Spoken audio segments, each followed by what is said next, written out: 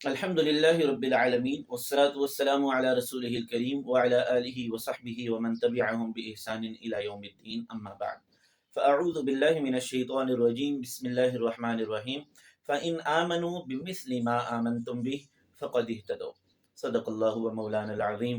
سابقہ آیت کریمہ میں اللہ تعالیٰ نے ایمان کی کچھ تفصیل بیان فرمائی تھی، اور اس آیت مبارکہ میں اللہ تعالیٰ نے ایمان کی ایسی تشریح کر دی، ایسی وضاحت فرما دی کہ پھر انسان اگر صرف اپنے گریبان میں جھانک کر دیکھ لے تو اس کو معلوم ہو جائے گا کہ میرے اندر کتنا ایمان پایا جاتا ہے، اور میں ہدایت کے رستے پر چل رہا ہوں یا نہیں چل رہا۔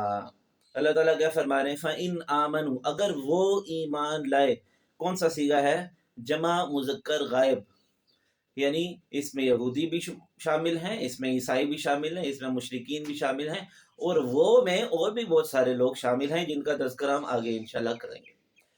کیسے ایمان لائیں؟ بِمِثْلِ مَا آمَنْتُمْ بِهِ، جیسے تم لوگ ایمان لائے ہو۔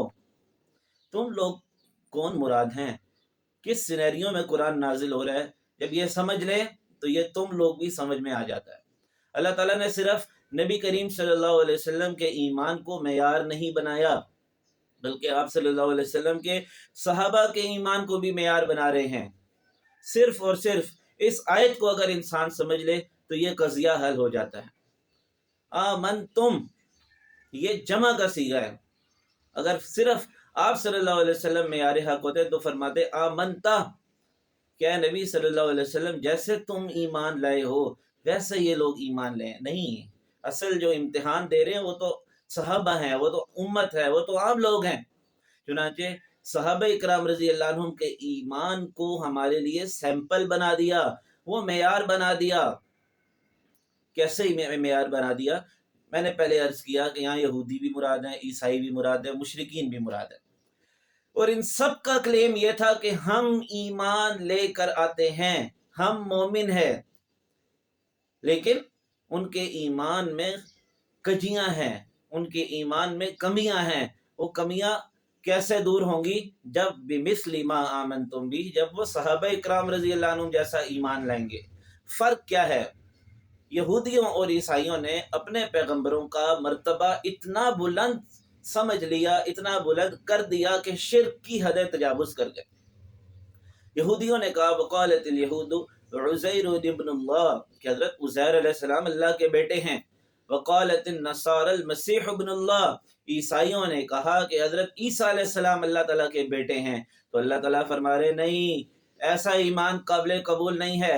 ایمان لانا ہے صحابہ جیسا لانا ہے، ایمان لانا ہے تو ابو بکر، عمر، علی، عثمان رضی اللہ عنہم جیسا لانا ہے۔ ایمان لانا تو میرے ان پیارے بندوں جیسا ایمان لانا ہے۔ ان کا ایمان کیسا ہے؟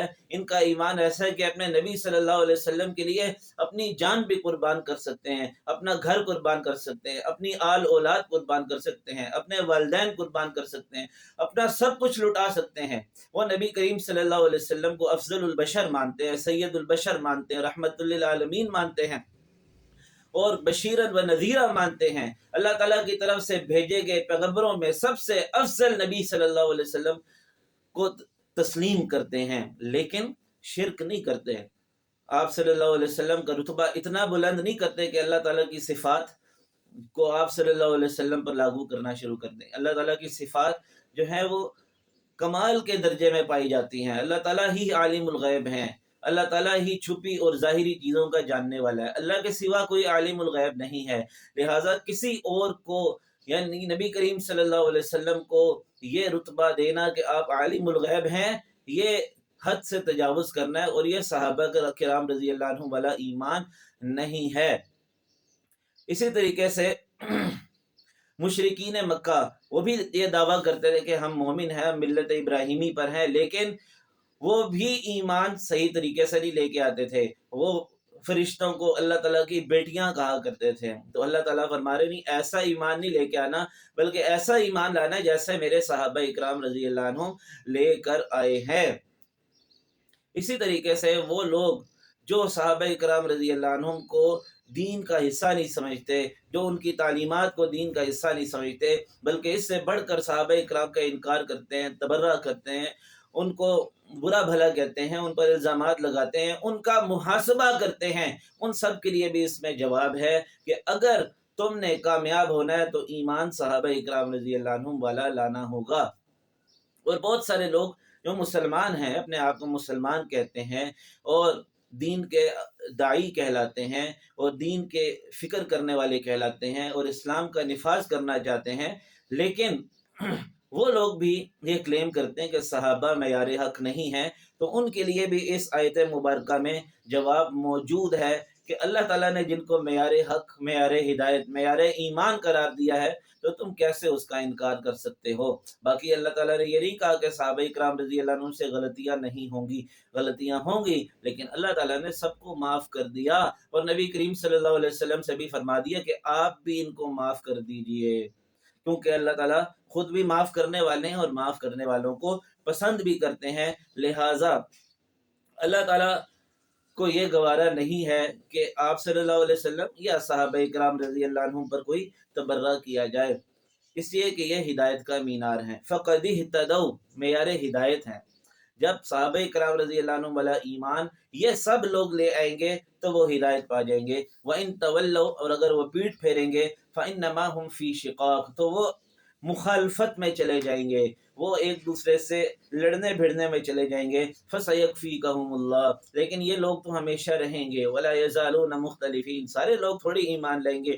لہٰذا نبی کریم صلی اللہ علیہ وسلم کو تسلی دی جا رہی ہے کہ اللہ تعالیٰ آپ کے لیے ان کے ساتھ کافی ہو جائے گا، آپ پریشان نہ ہوں۔ وَهُوَ السَّمِيعُ الْعَلِيمُ اللہ تعالیٰ بہت سننے والا ہے، بہت جاننے والا ہے۔ اور اگلی آیت مبارکہ میں اس آیت کی تشریح کی جا رہی ہے جہاں یہ کہا گیا تھا کہ ہم ملت ابراہیمی پر قائم ہیں، یعنی دین اسلام اصل میں ملت ابراہیمی پر قائم ہے۔ دین اسلام کی نسبت حضرت ابراہیم علیہ السلام کی طرف کی گئی تھی، لیکن وہ نسبت مجازی تھی، اصل میں تو دین اسلام اللہ تعالیٰ کا دین ہے، صبغت اللہ، یہ اللہ تعالیٰ کا رنگ ہے۔ تم جتنے مرضی رنگ اپنے اوپر ڈال لو، تم جتنے مرضی کسی راستے کی پیروی کر لو، لیکن ہم تو اس راستے کی پیروی کریں گے جو اللہ تعالیٰ نے ہمیں دیا ہے۔ یہاں سے عیسائیوں کے اس باطل عمل کی بھی تردید ہوتی ہے کہ جب بچہ پیدا ہوتا تھا تو وہ بچے کو ایک زرد رنگ میں ڈالا کرتے تھے اور یہ سمجھتے تھے کہ یہ عیسائیت کا رنگ اس پہ چڑھ گیا۔ اللہ تعالیٰ فرما رہے نہیں، ہمیں کسی اور رنگ کی ضرورت نہیں ہے، ہمارے لیے اللہ کا رنگ ہی کافی ہے، ہمارے لیے اللہ کا راستہ ہی کافی ہے۔ اور اس میں یہ بھی اشارہ ہے کہ رنگ آنکھوں سے نظر آتا ہے، لہٰذا دین پر اس طریقے سے عمل کیا جائے کہ نظر آئے کہ یہ مومن آ رہا ہے، نظر آئے کہ یہ مسلم آ رہا ہے، نظر آئے کہ نبی کریم صلی اللہ علیہ وسلم کا غلام آ رہا ہے۔ وَمَنْ أَحْسَنُ مِنَ اللَّهِ صِبْغَةً اور اللہ کے رنگ سے، اللہ کے راستے سے اچھا راستہ کون سا ہے؟ وَنَحْنُ لَهُ عَابِدُونَ لہٰذا ہم اسی راستے پر چلنے والے ہیں، اسی ذات کی عبادت کرنے والے ہیں۔ اللہ تعالیٰ سے دعا ہے کہ وہ ہمیں قرآن مجید کو سمجھنے کی، اس پر عمل کرنے کی اور اس کو آگے پہنچانے کی توفیق عطا فرمائے، اور ایمان کا صحیح مفہوم سمجھ کے صحیح ایمان لانے کی توفیق عطا فرمائے۔ آمین یا رب العالمین۔ وآخر دعوانا ان الحمد للہ رب العالمین۔